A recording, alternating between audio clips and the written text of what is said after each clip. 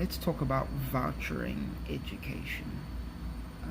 I've written articles on this before for the Free Market Foundation and in a couple of newspapers, but I wanted to go live and just make a video about it. Firstly, for those who don't know, a voucher, school voucher, is simply just a certificate of government funding.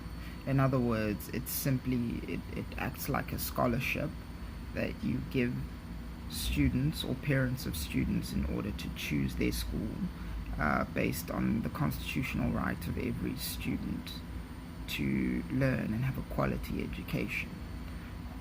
So let's break down the numbers a little bit. So according to a researcher at Stellenbosch called Nick Spall, the government spends on average about 1,640 Rand a month per pupil in South Africa today. That compares to maybe a Curra foreshore, in which a parent would pay 1,900 Rand a month for a student, and the Spark schools, in which a parent would pay 2,100 Rand a month, all in if they paid at the beginning of the year. So for me, clearly that says that there is enough money within the education system for us to be able to theoretically purchase a higher level of education for our students. Clearly that's not the case, as many NGOs have pointed out, like Equal Education, where they've shown that about half of our students are not finishing matric.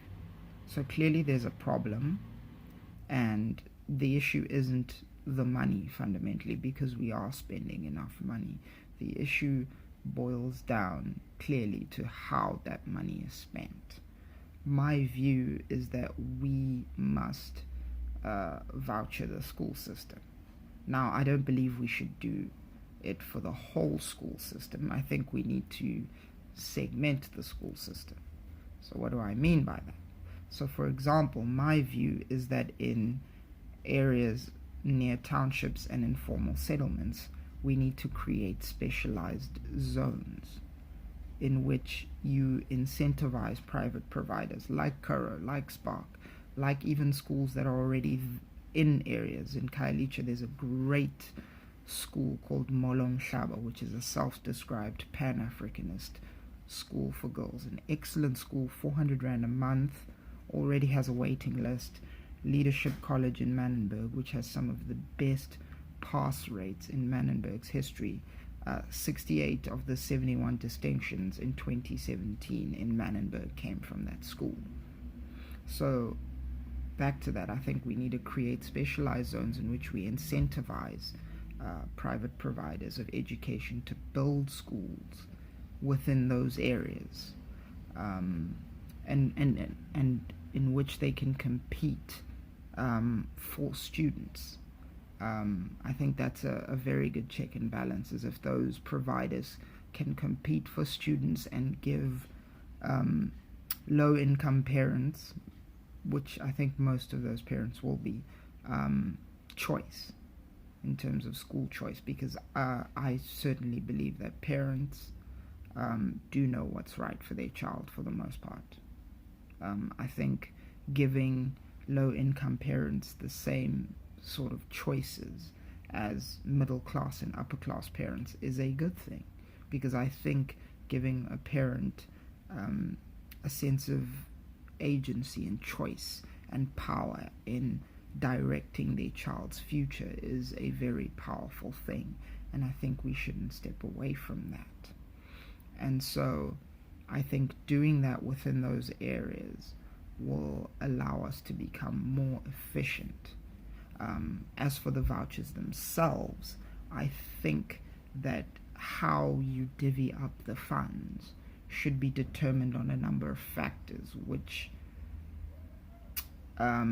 take into account things like prior school achievement or non-achievement in an area, the median income of an area, the human development index of an area, just basic things which will give us an idea of how much money a parent in specific areas needs to purchase a good education. And also we must take into account that we need to see children holistically in an area that's economically deprived, because I think in so many areas we have children that come into the school system with a lot of trauma in areas that are full of drugs and violence, and they didn't get the right kind of development in early childhood, which, as we know according to the studies, is quite a telling factor in future success.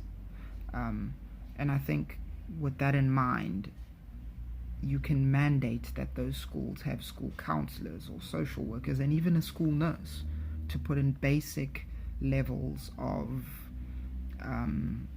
healthcare for students within those schools.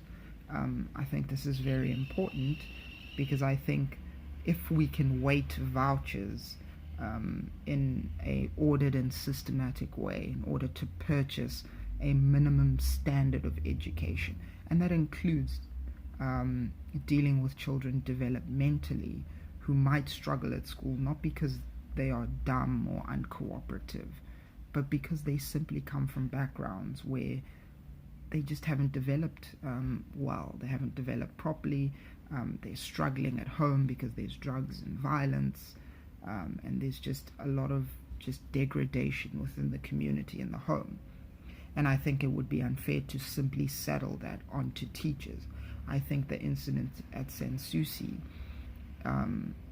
highlights this on some level, because I think you have a student who, according to the information I have, was quite troubled. The other students were quite intimidated, and you had a teacher that was overwhelmed. And if we had systems in place to deal with that, because I think the response from the public was telling, in that the problem was she should have been given a hiding, or she's badly parented, or etc., etc. And that might have to do with it. Bad parenting might have a lot to do with it. But also we need to be mindful that we have a society in which things are very unequal.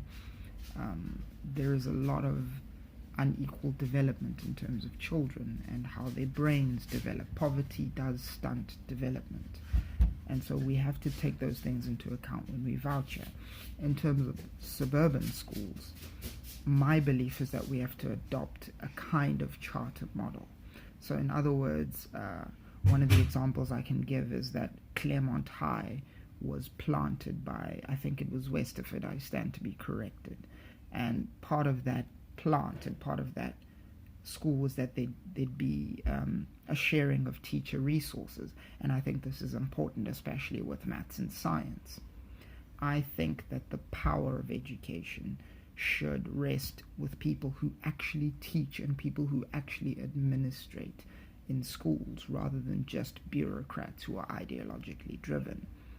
So what you would have is that the proposal would be that you change the school day. So you certainly break it in half. So for example, and I'm just doing this off the top of my head, for the first half of the school you go from 6 to 12, and then from 12 to 6 for the next bit, and the closest hours to the middle are taken up by science and maths teachers, so they can teach back to back.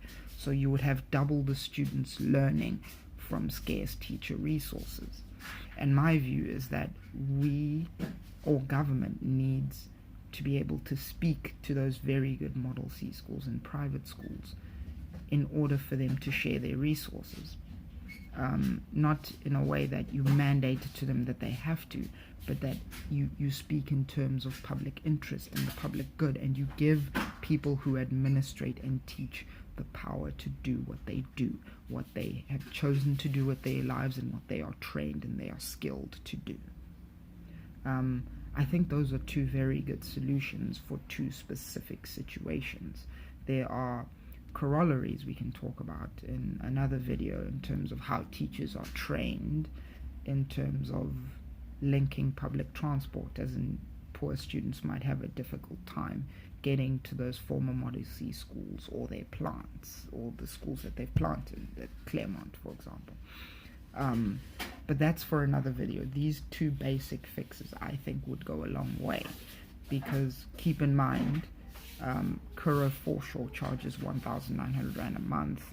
Spark School charges 2,100 Rand a month. Government spends 1,640 Rand a month per pupil. Clearly, keeping in mind the scale of students that government services, it is possible for us to purchase a higher minimum standard of education. We just need to be more efficient. We just need to be mindful of how our funding is divvied up and divided, and that our funding needs to go to the highest areas of need, and we need a very systemic approach to that.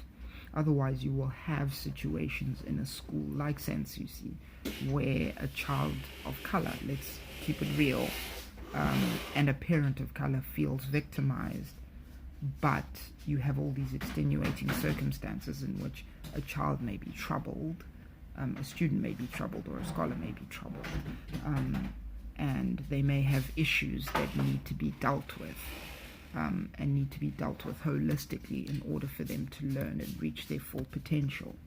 It is our responsibility as adults, as citizens of this country, to ensure that we give every single child and every single student the best possible